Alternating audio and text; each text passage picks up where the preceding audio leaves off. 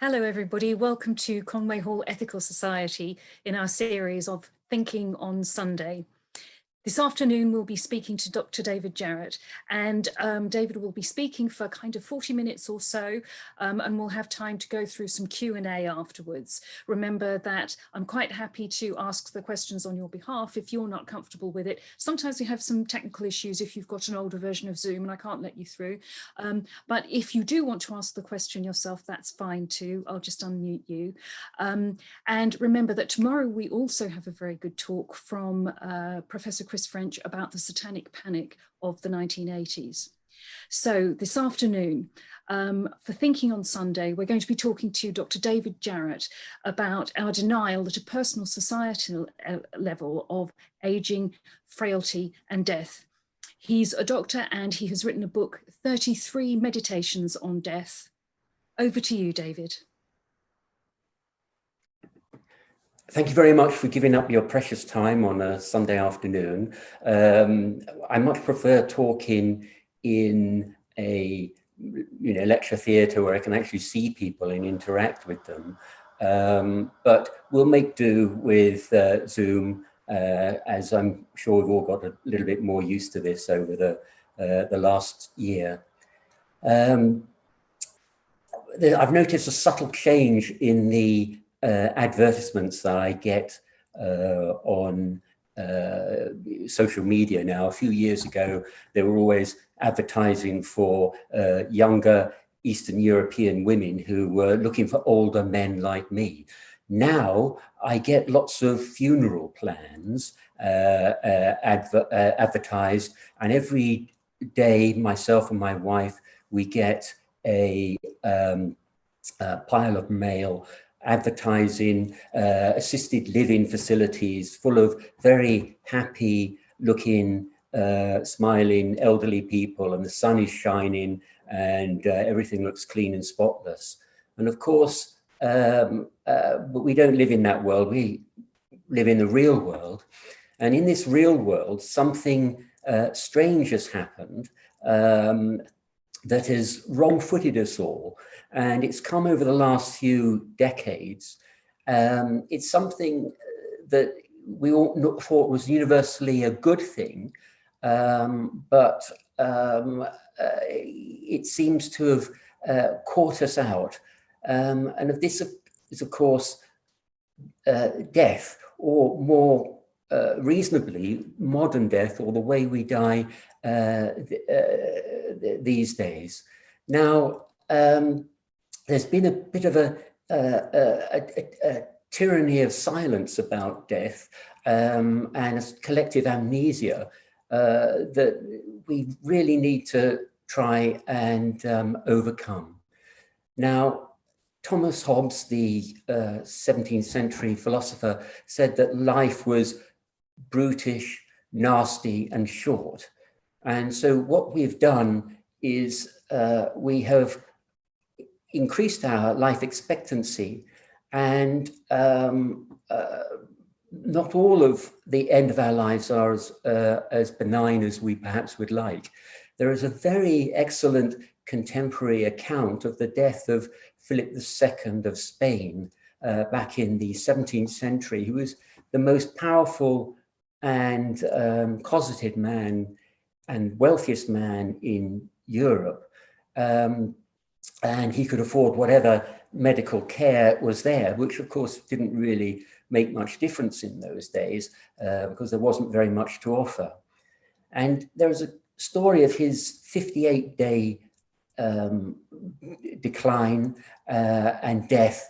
He was bedbound, he was oozing pus from his joints, he was edematous and swollen, he couldn't be moved without agony. He had protracted diarrhea and he lay there in his own excrement, and he was covered in body lice. And thankfully, few of us would have to go through the horror of such a death these days. But what we've reduced in intensity of death, we've probably made up for in the prolongation of the period near the end of our lives. People used to die quickly years ago. Now our demise and our period of decrepitude may last weeks, months, years, and sometimes even decades. And it often leaves the families who witness this suffering quite traumatized, physically exhausted, mentally traumatized, and sometimes financially compromised as well. And it also has an effect not just on individuals, but on society, an economic effect on society. Now, the Victorians had an almost pornographic relationship with death, and they sort of fetishized it in many ways. But they were hid sex. We probably have the opposite in our society. Seamus O'Mahony, the Irish physician, in his excellent book on how we die now, says that we, for most of us now, death is a rumor that happens to other people in a land far away. And perhaps one of the good things about COVID is that we now know that death is at our elbow, and it's a Wile E. Coyote moment for mankind as we realize that we are not in complete control. Now, my first slide, if I can get it there, this is a picture of a record from 1665 of the deaths in London during the Great Plague. Now, history is always very good at reminding us of our place in the world and how to get our current woes in perspective. In that week, 113 people died of teeth, about 8 people died of worms, and nearly 3,300 people died of the plague. And in that year, 200,000 Londoners, a quarter of the population, died of the plague. Now, since COVID, we've lost about 125,000 people, most of whom would probably have been quite elderly with lots of other pathologies. Which would be about 0.25% of the population. Every day on Earth, about 150,000 people die. And thankfully, in developed countries, about 90% of those will be dying of age-related untreatable conditions. And even in the developing world, about 70% will be dying of these conditions. Now, how did we get here? For most of human history, had very little that we could do to prevent ourselves from those terrible illnesses that people used to die of. People used to die young, of quite hideous things, infections, trauma. And 200 years ago, about half of us would die before adulthood. Thomas Malthus, the 18th century population scholar, reckoned that we could never stop people having sex, therefore we couldn't really control our population. But ever since 1851, we've had a steady increase in the life expectancy. And as you can see from that graph, there was a very high infant mortality early on in life, and then a steady decline. And with every decade from the census data we've seen a gradual rectangularization of the life curve with a greater number and a greater proportion of people living into old age. Now, medicine has taken a lot of credit for this, but they shouldn't. Apart from vaccination, most of this increase in longevity and life expectancy is down to social reform, education, clean water, slum clearance, better nutrition, less overcrowding. Nye Bevan, who's a hero to many of us, who helped found the National Health Service, believed that with a good National Health Service, we would end up not needing hospitals or medical care. But yeah, unfortunately, he was, his predictions were wrong. Although in the 70 years since the birth of the National Health Service, we've had an increase in life expectancy of about 13 years. And even at the start of the National Health Service, 1 in 20 of us were dying of tuberculosis. And there's been a very welcome reduction in halving of the number of people dying of heart disease and of stroke, but there's been a doubling of the number of people dying of cancer and a quadrupling of the number of people who are who died of what was called in the pre-politically correct days senility, which meant frailty and dementia. So there's been a change in the type of conditions that we are dying in. Over the years, there's been a change also in the burden of care. 100 years ago, everyone was caring. The burden of care was looking after young people and children, but now the burden of care is, for society and for individuals, is looking after older people.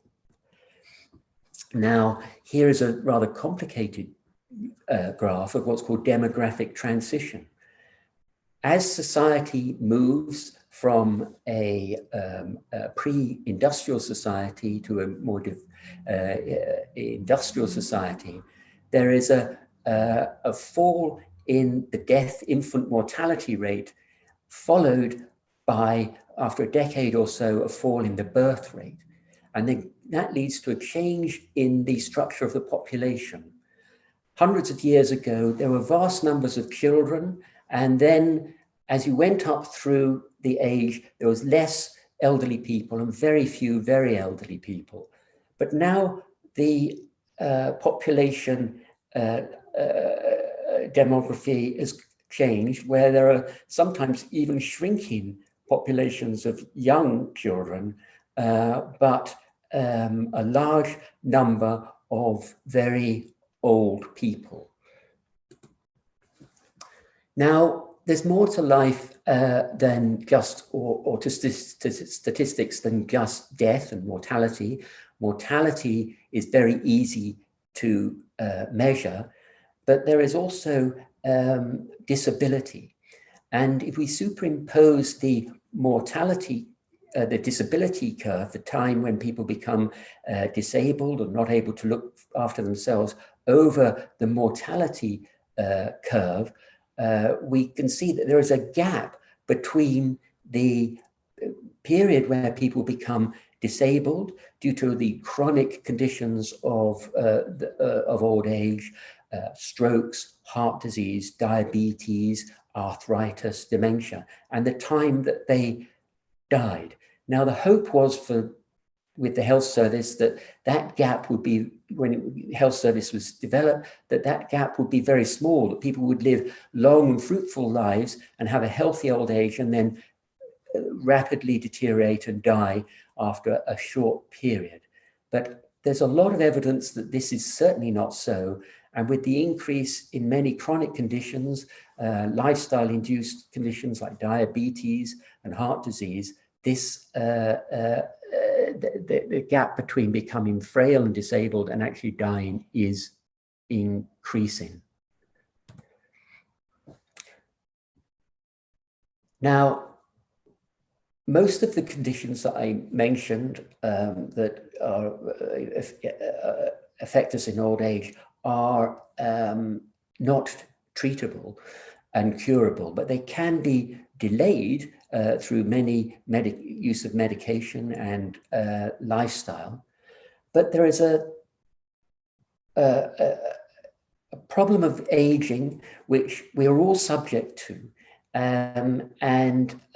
This is one of the few straight line graphs that you can see in medicine, and it's the log of the deaths rate per 100,000 on the y-axis and the age on the x-axis. Now, the high infant mortality, or a higher infant mortality, there's a little blip in the teenage years due to what testosterone-induced deaths in younger men, but otherwise there is an almost perfect straight line of your rise in mortality with age. And you don't have to be a statistician to know that if your death rate is 100,000 deaths per 100,000, then it's game over. So there is an absolute limit to how long we can live. Curious thing happens as we get older, and it's related to our perception of time. Now, we all know that when we were about 5 years old, the time between one Christmas and another Christmas seemed like years and years and years. And as we get older, the gap between one birthday and the next is just incredibly fast. And so the perception of time changes as we get older, and years seem to last just maybe weeks. And there's some work that's been done on this. It's called Weber's law. It's related to how we perceive things. And of course, a 5-year-old living another year will be living 20% of their life. Whereas when you're 80 and you live another year, it's just over 1% of your life. So the amount of life that we actually perceive we're living when we're in our 70s, 80s, and 90s is very much shorter than it would actually appear just on paper. Many of us go through we all go through phases of life. Obviously childhood, then we have sort of young adulthood where we may be students starting out on our working lives and trying to find partners. Then we may find partners and have children, and then we have burdens of work and mortgages and whatever. And eventually we may retire or come near retirement, and we perhaps, or perhaps not, have a period of freedom. But for many of us, and myself included, the last decade was spent looking after increasingly frail, physically and mentally elder in-laws and parents, and watching what Sir William Osler, a great physician, called the cold gradations of decay. And we witness this rather macabre comedy where we see our loved ones inch towards the grave. Now, the most brutal aspect of this probably is the rise in dementia, which the projections for the future are really quite frightening. I think there'll be a tripling of the number of people with dementia in the next few decades. And for the first time, I think in history, younger people look upon the diminishing lives of their elderly in-laws and parents with a certain amount of horror. And I think we need to somehow make more robust plans for this final period of our life. Now, if you ask old people about their future, they all say, oh, I would hate to be frail and demented or in a home. But most of them have this optimism bias where they never feel that it's going to happen to them. And there's a sort of collective denial whereby people prefer the lie to the truth. My own mother would say things like, oh, if I ever get demented, just put a gun to my head and shoot me, which, you know, okay, Mum, we can't do that. You have to have a much more, she needed a much more planned vision of her future. And people can quite glibly say, oh, I'm not frightened of death, or, you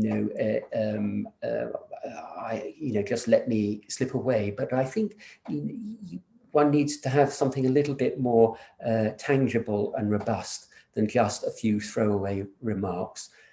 Now, my poor mother ended up in a nursing home with dementia, immobile, incontinent, baffled by the world around her, waiting in the departure lounge of life, with those that epic boredom that people seem to have to endure, and pursuing those infantile pastimes that, you know, kicking a big foam ball around, that sort of thing. And he gratefully received and accepted at that period in her life, you know, flu jabs, statins to prevent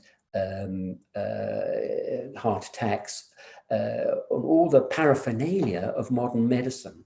And elderly people can accept all these treatments, technologies that they can barely understand, some of them, and that may or may not be appropriate for them.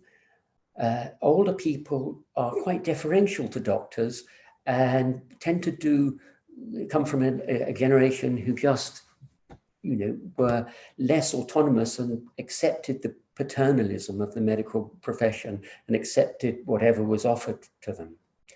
Now, doctors are cowards. We all fear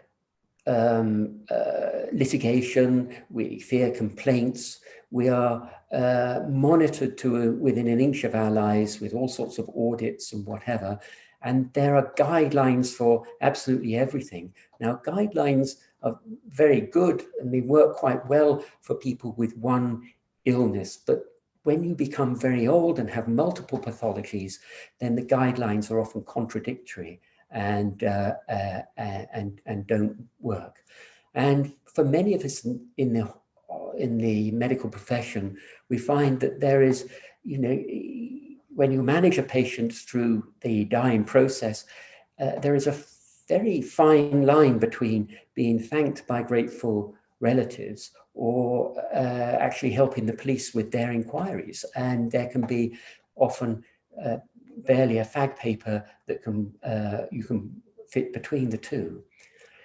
Every week of my practice, I would have conversations around end of life with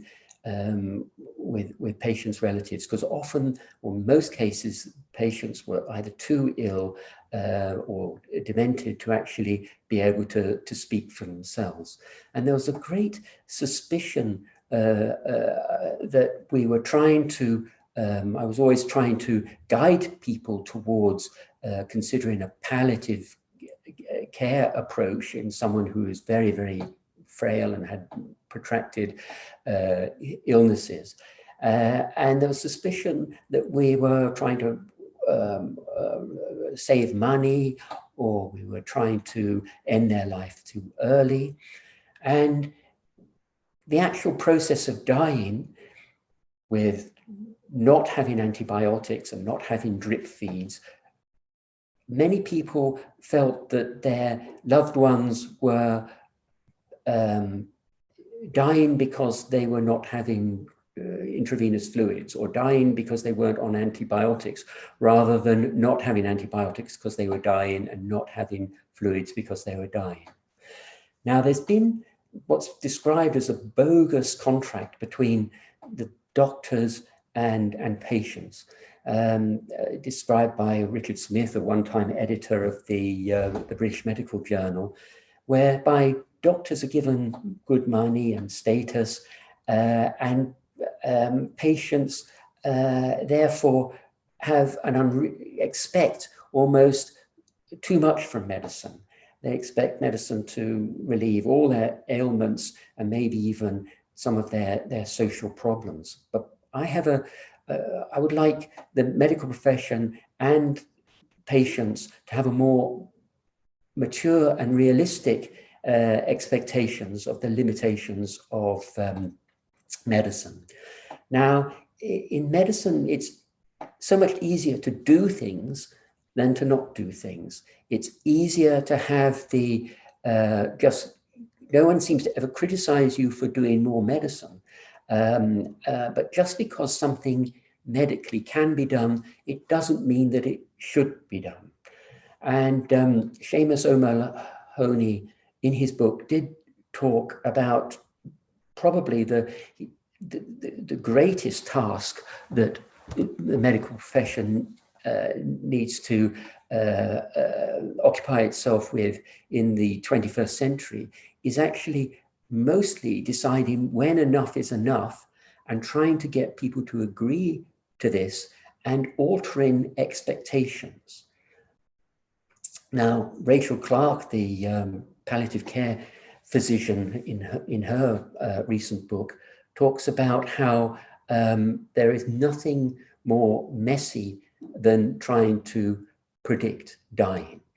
And it is a rather dark art and very difficult to do. But without a doubt, we are all, or the medical profession, have been treating people far beyond the point of no return, and often only diagnosing someone as dying maybe hours or a day or so before they actually die, therefore subjecting these people to excessive treatment and intervention, and therefore suffering, and also probably consuming a huge amount of medical resource. The majority of healthcare expenditure, ironically, is in the last few months or the last year of one's life.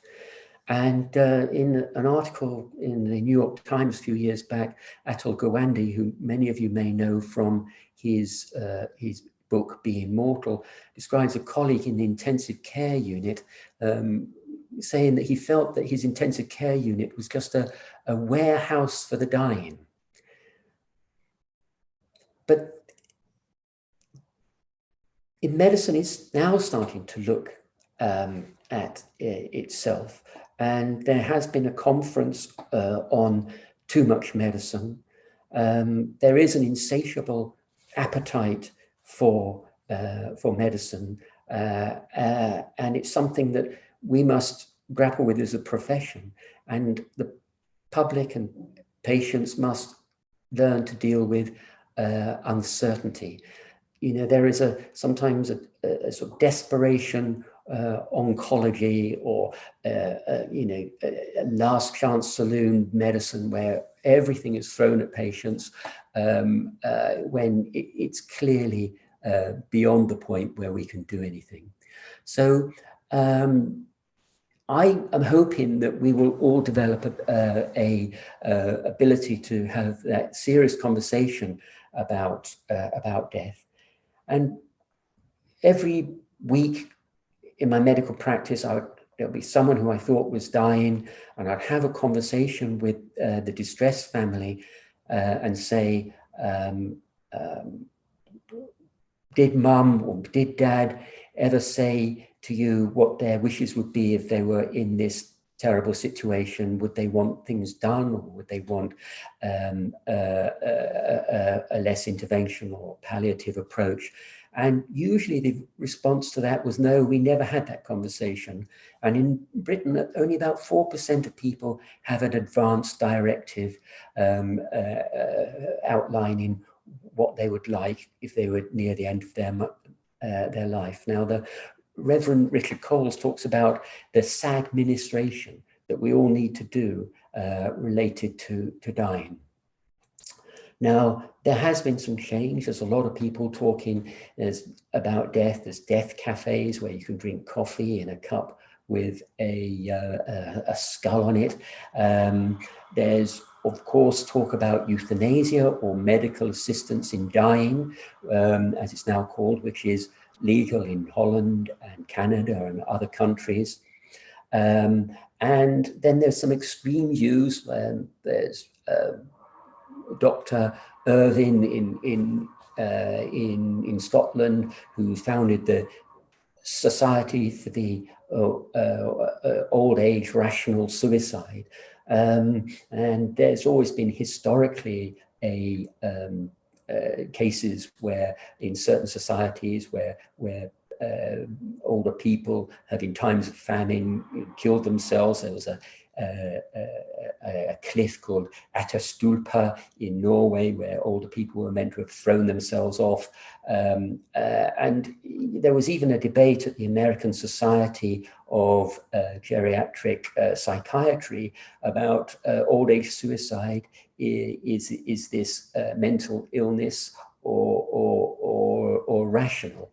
And there's a few doctors who've been talking about such things. As an oncologist called Ezekiel Emanuel, who's written about how he wants to die at the age of 75 because he believes that beyond the age of 75, people are not creative. But of course, there's far more to life than actually being creative, and many people have uncreative lives, perfectly valid and worthwhile living.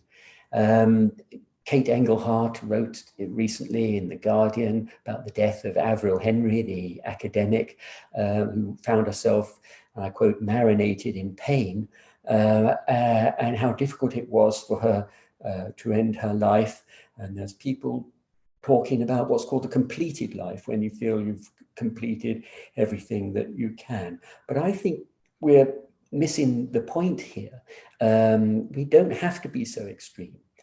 There was a book called Ars Moriendi, The Art of Dying. It was a very popular book in the Middle Ages, and it sold 50,000 copies. And it was about the etiquette of dying, how you shouldn't be frightened of dying. But there will be a time for most of us when we will find that the burden of treatment and the burden of living will be greater than the joy of living. And I think society needs to have a debate about, and the public need to define individually the limits to the investigations and treatment that they are willing to tolerate. And particularly they need to do this whilst they are rational and are able to make these decisions before dementia sets in. And this will spare their family the trauma of and the guilt and all the other emotions that go along with trying to help doctors make informed decisions about end-of-life care. We have health promotion programs on diet, reducing salt in the diet, in the food, not smoking, controlling, being more active, physically active. And maybe we need a public health campaign to encourage people to think about their future and consider making advanced directives and defining what they feel is right for them. A sort of 70 think again. Let's all try and get our house in order. Now, humans are not the most long-lived animals. We're not the fastest, but we are the best at talking. We are the best at communicating. And if you have an inbuilt or inherent horror of ending up demented in a nursing home, or inmate in a nursing home, as my old dad inadvertently but probably quite accurately described the people in my mother's nursing home, then I think you need to make a plan. And I, for myself, have written down that if ever I have dementia or very frail and ill and cannot look after myself, I don't want flu jabs, antibiotics, no antibiotics if I get a pneumonia. I wouldn't want to go to hospital if I had a stroke or a heart attack. No tube feeding if I were unable to swallow, and adequate analgesia and sedation. And I feel we need to reclaim our deaths, as it were, and write it down. When, well, how soon is now? Let's do it now, and seize control of our futures, so that we can go gentle into that dark night, and then we can get on with having the best life we can in this very brief period where we can actually interact with the world around us in that vast eternity of non-existence that is what most of us will have to experience. So that's it, and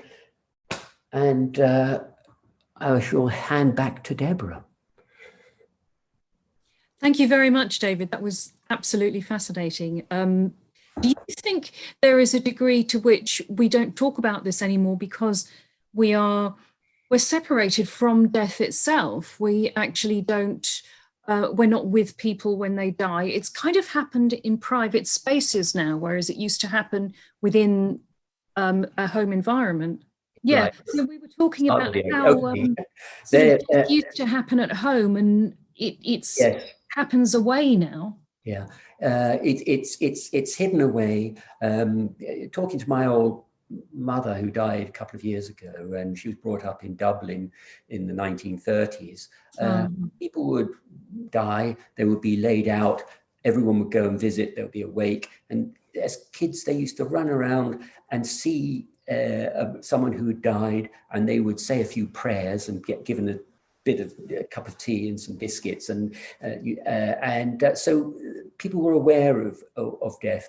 People, it was everywhere, and you know, it's not love that was all around, it was death that was all around, and we are so separated from it that now we feel, I often get the feeling that people find that when someone dies, it must be a failure of medicine or a failure of science. But the graph there of our mortality and related to age shows that, you know, however hard we try, it eventually catches up with us. You know, none of us can get through life completely unscathed. And we do need to make ourselves more familiar with death and plan for it so that we don't burden others. And go through something unpleasant ourselves without having the absolutely. And you know, I sort of devoted my life to trying to relieve the suffering of older people and try and help them and get them better. But of course, you know, doing geriatric medicine, the reality is there's very few cures. What you do is you patch people up, and when you can't patch them up, you have to accept that the end is very near, and getting not so much patients but their families to accept this is very time consuming. There's lots of conversations, and sometimes it goes completely wrong. And I get the feeling in the last 20 years or so, the pressure to do more and more treatment is sort of overwhelming, and doctors, you need to have courage to actually pursue a palliative approach, particularly if families are divided about what is the right thing to do. And there is an Aristotle always talked about courage. It's one of those, there's the four principles of medical ethics, autonomy and doing good and doing no harm and equity. But there's also courage, and it's easier to be cowardly and just carry on doing whatever is expected, rather than lock horns with the difficult subject of maybe now is the time to let nature take its course. And of course, you've touched upon the fact that people are a good deal more assertive than they used to be. So they might just be unwilling to let go, and you have a fight on your hands. Well, every few years, I mean the relatives. I'm sorry, rather than the actual person. Yeah, there is often conflict, and sometimes there is family conflict because one side of the family feels things should be done. Often there is a sort of a distant son or daughter who maybe has not been that much involved, who arrives back from America or something where they live, and starts saying this must be done, that must be done, there's you walk on eggshells. You want to try and that fundamentally we've got to try and do what's best for that patient. And if the patient cannot speak for themselves, then the doctor is the person who can make that decision.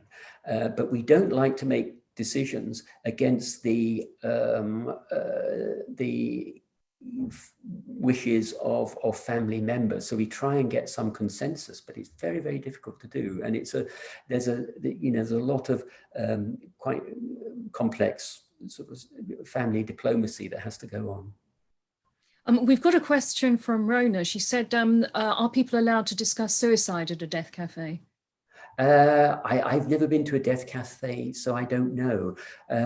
But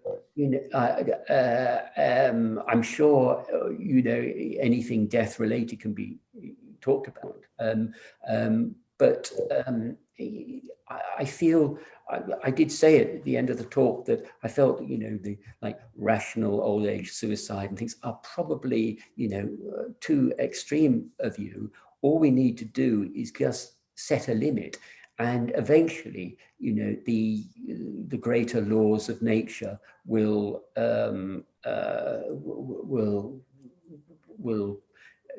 have their effect. Yes, yes, I've got another one here. It's from an anonymous attendee, unfortunately. So sorry, anonymous, I can't switch your sound on from what I can tell, but this person says, fascinating talk. In America, we don't want to admit that we will grow old. That's looking old, obviously, much less that we will die. I wish I could have heard this talk 6 years ago when the issues you have discussed were very pertinent. That's interesting, isn't it? Because that suggests there is a great difference in approach from culture to culture. There is a great difference, and I was interested to hear that she was, we deny not just death, but aging and frailty, and there are billions of dollars spent everywhere in the world, and particularly in the US, on trying to offset the effects of aging, even just like cosmetic surgery and whatever. And one of the few in gerontology, the study of aging process, one of the few experiments that's been done that shows how you can prolong life is extreme calorie restriction in mice. They live maybe 50% longer. And there are people in California who go around they've got no body fat at all. They are constantly feel cold even in the summer. They have very few calories in the hope of prolonging their life. Well, they may live longer. Life will seem to be a lot longer with such a horrible lifestyle. And their aging is, we all have to somehow accept it. There are periods of life, there's childhood, adulthood, and there's also sort of elderhood, when things do start to go wrong. And I can see it in myself. I've had quite a healthy lifestyle, try to keep fit, not eat too much, not drink too much, never smoked, and already bones are aching, early cataracts, hearing not what it was, arthritis in the finger. All these things are coming at us, and we can do quite a bit to delay them, but only about 6 things. If you eat a healthy diet, don't smoke, don't drink too much, keep physically active, and modify in middle age vascular risk factors like blood pressure and cholesterol, and try and avoid diabetes, then you're doing the right things. But you can delay things, but you cannot prevent them. Now you can delay the onset of dementia by keeping your mind active, making sure you've got a hearing aid if you're finding it hard of hearing, social contact, keeping contact with people, but not everyone gets demented, and about 60 to 80% of dementia is in our genes, which we won't be able to do anything about. So we can do only so much, but we can't prevent this. And life itself, no one gets through unscathed. It's as the joke says, it's a sexually transmitted condition with 100% mortality. That was I was remembering that graph with the gap between the decrepitude and the death. Are the lifestyle factors that you're talking about, do they just extend your lifespan, or can they reduce that gap between the decrepitude and death? They can reduce the gap, and they can make you live longer, and they can delay the time that you will become decrepit. So the problem is we have in our society, there's just where I work in Portsmouth, there is a 17-year difference in life expectancy between the wealthiest, most affluent people who live in Petersfield, and the poorest in some very poor areas of Gosport. 17 years, and a lot of that is down to lifestyle. Probably 70% of that is down to smoking. The rest is sort of obesity, which causes diabetes and wears out the joints and whatever. So there is a lot that we can do individually to try and delay the onset, but then we're lucky to escape cancer or some other things.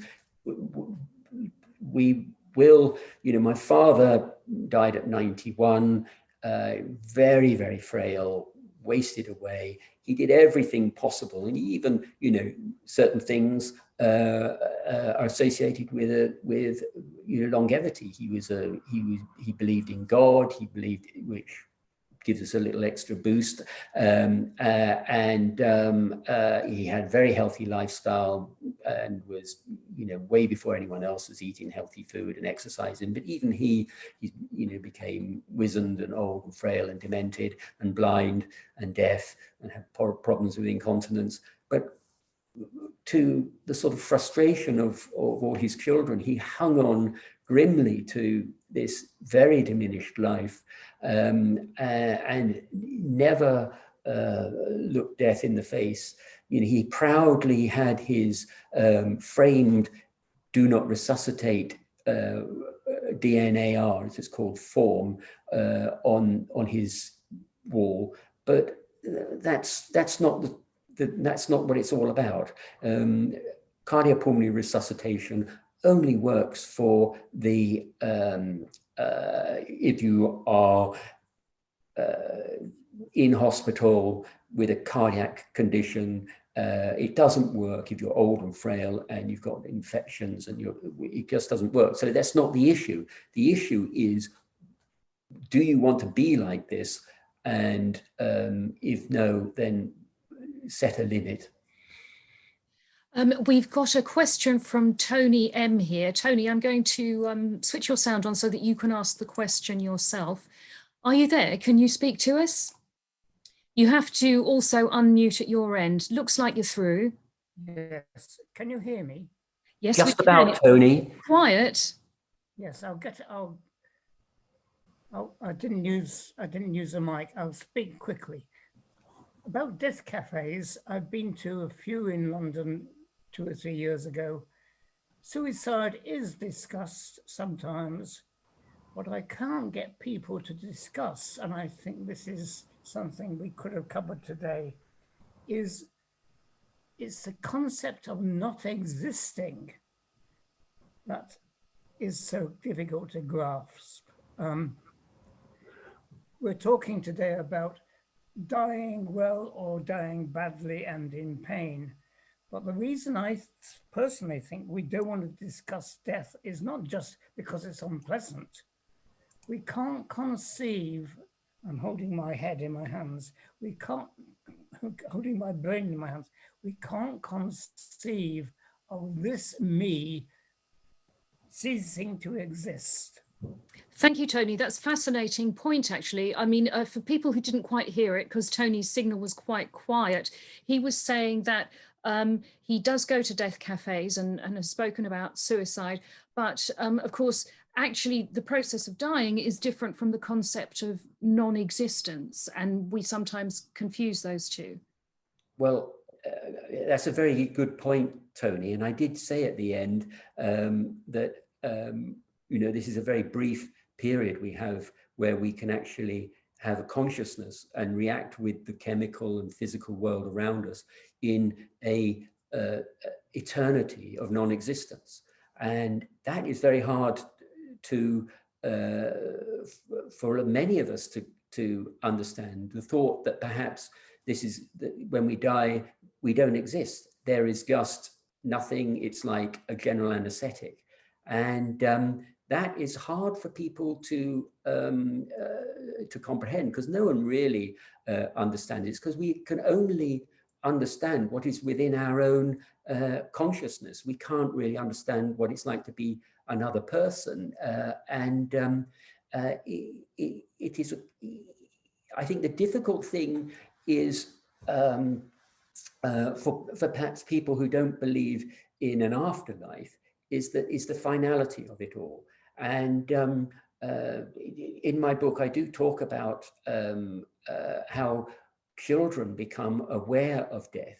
And, you know, 5-year-olds are aware of death. And there's been experiments done where 7-year-olds and 11-year-olds are given stories about an old grandfather who goes to hospital and the doctor says, oh, granddad is died, he was too old and we couldn't find a treatment for him. And they asked the children, now, can granddad see things? And then they do the same story with a priest saying, oh, granddad has died, he's now gone to heaven and living with God. And they ask the same questions. And you know, what can granddad see now? Can he hear? Can he feel things? And children have a very practical, at a certain age, have a very practical understanding of death. And they believe that, you know, the 7-year-old, when the doctor says granddad has died, and they say, no, he can't see, no, he can't feel. Whereas when the priest comes and says, then there's a few more of them say that, yes, he can see. And if you repeat that experiment for 11-year-olds, by then, most of them, a lot of them are saying, oh, yeah, granddad can see, even when no mention has been made of an afterlife. And so we are culturally guided towards believing in an afterlife. If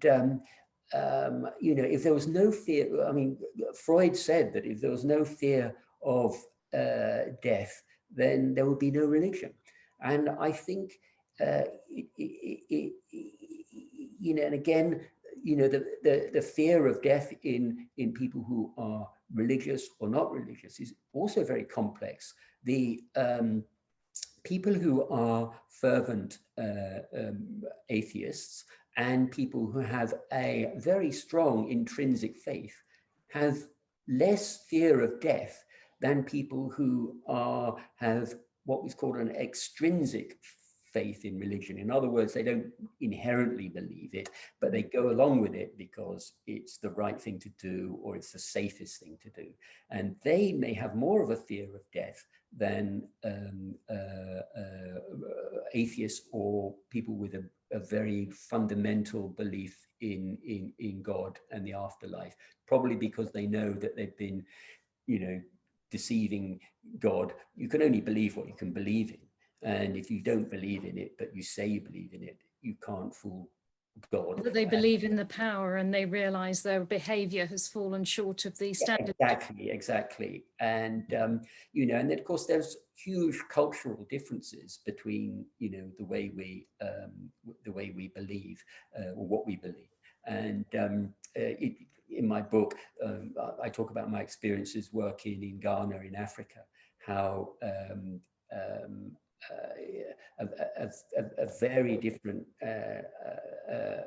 attitude to God. They're very, very religious people, and yet they were very reluctant to consider palliative care because they felt they were frightened that they would be judged as having done something very bad for their loved ones.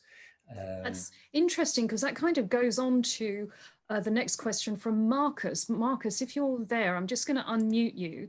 And remember to unmute yourself at there, you're online. So Marcus, what's your point? Kind of feeds in here. Yeah, it is very related. I was wondering how you think economics and resource scarcity should feature in this conversation. It feels quite taboo to have a conversation where in one sentence you're talking about things like the wishes of the family and so forth, and then the next one you talk about hard numbers of how many thousands of pounds extending somebody's life by a few months would cost. So how should we navigate the mixture of these two topics? Thank you. That's interesting. And of course, it feeds back into your point about the people in Ghana, presumably, would feel self-conscious about consuming economic resources that weren't there. Yeah, well, we're going to have to face up to this in society. We're having, I think, a tripling of the number of people who are going to have dementia in the world in the next 30, 40 years. And we cannot have all these people spending the last moments of their lives or the last months on ventilators in intensive care units, being treated with the full pantheon of medical care. We just cannot afford it. And there was an article about 10 years ago in the British Medical Journal called "Could Death Be Our Friend?" And it actually talked about the need for us all to face up to this, and the fact that we are spending huge amounts of money, something like 13 times as much in the last year of our life than the whole of the rest of our life. And in certain countries like the US, which has 15% of its gross national product going on health compared to something like 8% for most European countries, it's an obscene amount of money. And people aren't living that much longer there. In fact, there was a Commonwealth Fund, an independent organization, did a survey about 5 years ago of the top 11 wealthiest countries and looked at their health services in terms of things like accessibility, comprehensiveness, quality of care, things like that. And the NHS came out quite well, in fact, on top. And bottom was the US, because it's just not a comprehensive service and it doesn't, it leaves many millions of people uncovered, and it is very wasteful of resources because the US system is one whereby you get paid as a doctor for doing things, operations, procedures.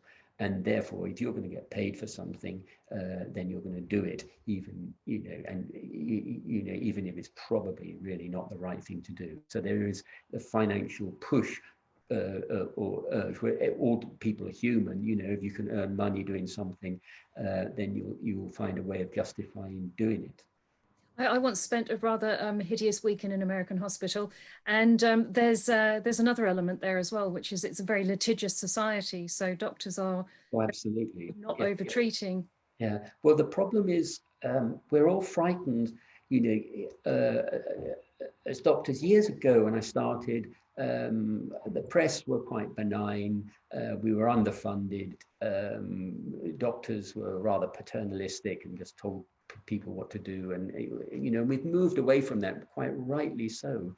But nowadays, if people are reluctant to make that decision, things like that, discharge a frail elderly person from hospital and say they fall or they break their leg or they die at home, and what you don't want is the front page of the newspaper and then a coroner's inquest, and they go through, did you do this? Did you do that? Did you follow all the guidelines? And so it's easier to pass the buck, admit someone to hospital. The crisis in hospital beds in Britain, this is excluding COVID, is not just due to the rise in the number of elderly. It's the inability of medical profession as well to make decisions and say, look, I don't think there's very much that we can do here. You can go home, or and then they pass the buck from the emergency department up to the ward, and then people are worried about discharging this frail person because a relative says, oh, if anything happens, can you promise that they won't fall over or they won't get ill? And so it delays the decision making. We're trying to make things perfect when actually the individual maybe goes bouncing along the bottom of the life curve. And so for so many people who are in their 80s and 90s who are demented, literally a feather could knock them over, and very hard to predict when they're going to die. We've got several questions here. This is, I don't know how many more we're going to be able to get through before the end of the session. I'll just, I'll ask a quick one here. Rita said that she's American, she lives in the UK, and she would be interested to have a list of the books and authors to whom you've referred. So what we'll do is we'll make sure that when this goes up on the site for Conway Hall, then we'll ask David to contribute a list so that you can... Happy to do so, yeah. Eaton Blass is the next person who I'm going to demute. Are you there, Eaton? You've got a question. If Eaton, you need to unmute yourself at the bottom left-hand side. Perhaps Eaton's just popped off for a moment, but he's asked an interesting question, which is, what do you think of physician-assisted suicide for people who are not terminally ill, such as that which takes place in Belgium? Yeah. He says, oh, so sorry, Eaton, you said you didn't want to ask the question yourself, so that was down to me all along anyway. Yeah. Question. Physician-assisted suicide, I think I balk at the idea of doctors actually ending someone's life. Now, that's because I probably got the burden of a very Catholic Irish upbringing, and where ending someone's life was mortal sin and all this sort of stuff. And I've made some terrible cock-ups in 40 years and probably ended people's lives accidentally. I think if you read the book, there's some pretty damning ones in there, and I always feel very bad about it. And I would with medical assistance in dying, MAID as it's called, I think it's fine. People can have the choice to do that. I couldn't personally do it myself. 80% of the population are in favor of euthanasia. And the politicians are, of course, always behind the curve when it comes to this. Now, the difficult thing comes when when you have someone who's demented, and if every hospital ward anywhere in the Western Hemisphere, certainly in America, I'm sure, has old, frail, demented, or delirious people saying, "Help, help, nurse, they're trying to kill me."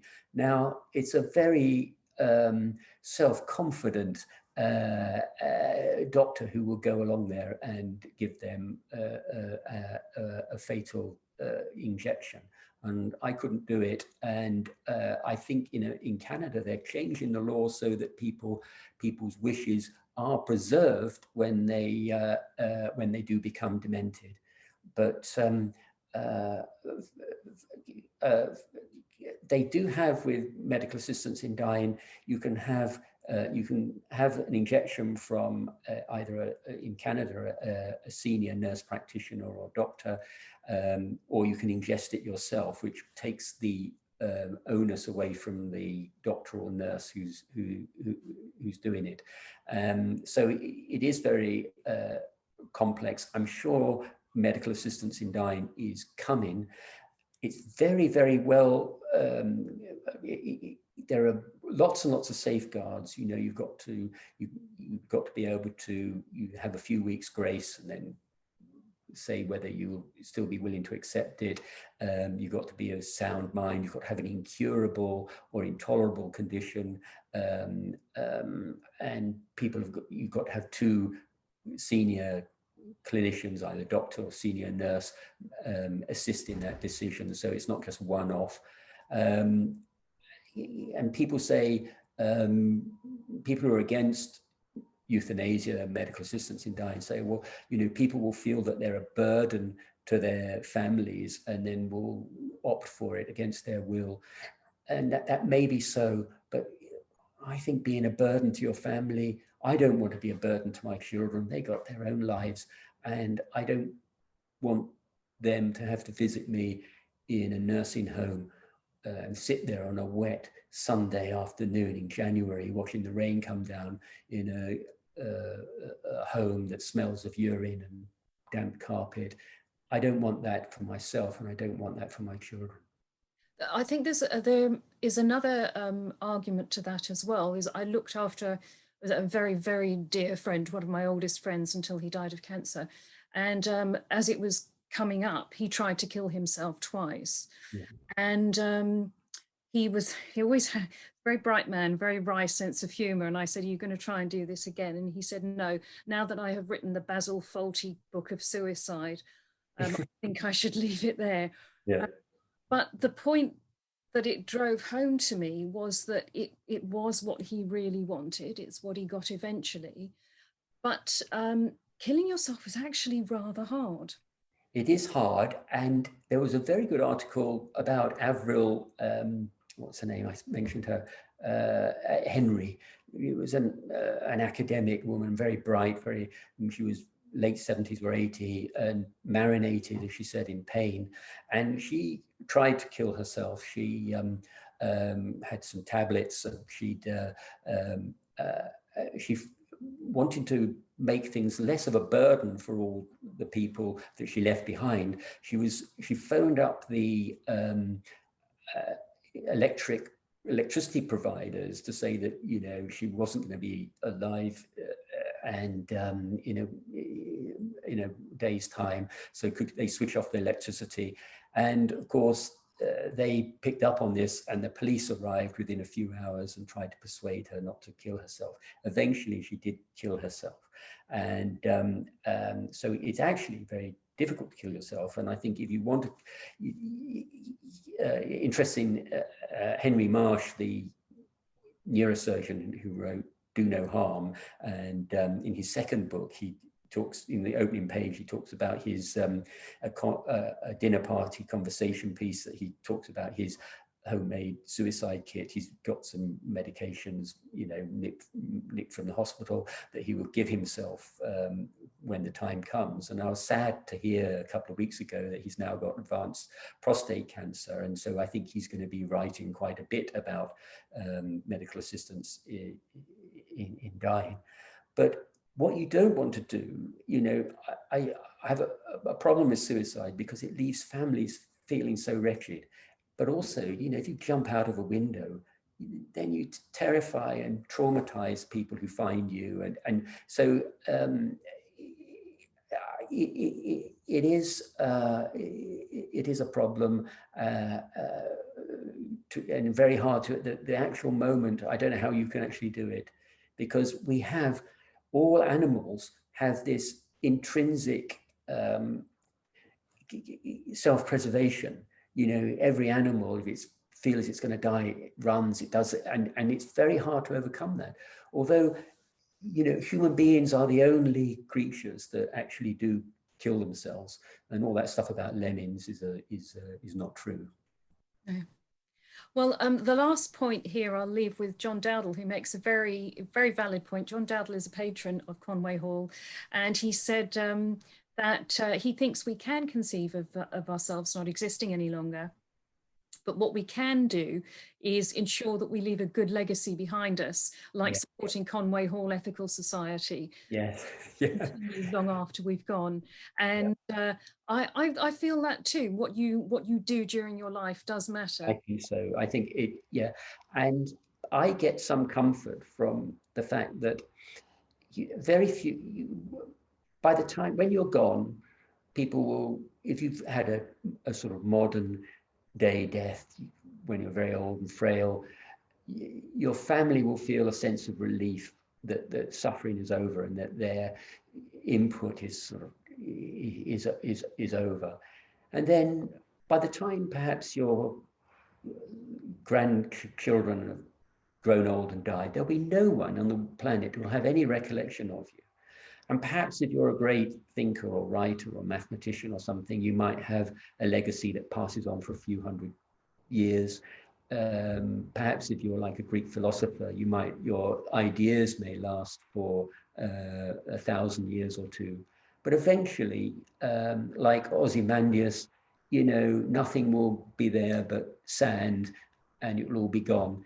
And I find that existential end quite comforting, that, you know, we are just a tiny speck in this universe, and the universe will grind on in its benign indifference and good. So make the most of every day. Well, absolutely. And life is for living, and sort it all out, put it behind you, and get on with having the best life you can. Dr. David Jarrett, thank you ever so much for your time. It's actually been surprisingly uplifting. Thank you very much indeed, Deborah. Thank you for asking me to give this talk. Thank you. And just a reminder to everybody that tomorrow we've got a talk with Professor Chris French about the Satanic Panic. And remember that Conway Hall is a charity. I know we've all had a hard time over the last year or so, but if you've got any spare money, please do consider giving a donation. It actually really makes a difference.